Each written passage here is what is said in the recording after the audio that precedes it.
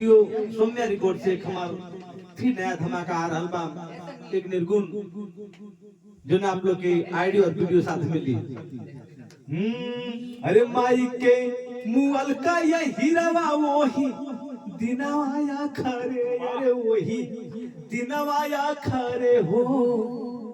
अरे माई के मुअल का ये हीरावा वही दिनवाया खरे, अरे वही दिनवाया खरे हो।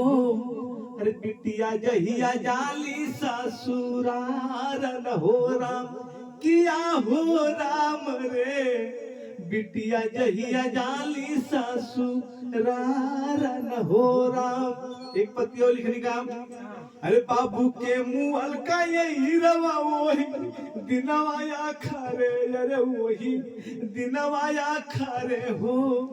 अरे बाबू के मुअल का ये हीरावा वही दिनवाया खरे, अरे वही दिनवाया खरे हो। दुआरा पे आवे कर्जदार न हो राम किया हो राम रे, दुआरा पे आवे कर्जदार न हो राम। अरे भैया के मुगल का ये बाबू वही दिनवाया खरे, अरे वही दिनवाया खरे हो। अरे भैया के मुअल का ये भैया वही दिनवाया खरे, अरे वही दिनवाया खरे हो। द्वारा पे करे जब कोई वार न हो राम किया हो राम रे, द्वारा पे करे कोई वार न हो राम। एक और भी बहुत खतरनाक चीज लिखल गई।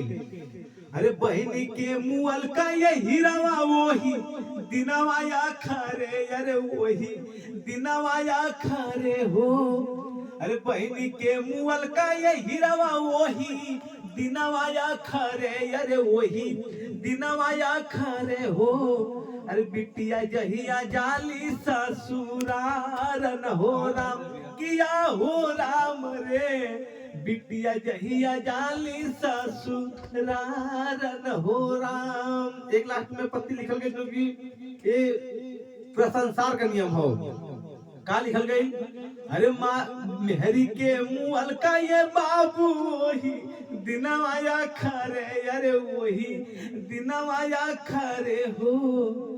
अब बेटवा जहिया आवे ना संभारन हो राम किया हो राम रे, बेटवा जहिया आवे ना यही से कहल गया भैया। हो राम। अरे कि बेरी बेरी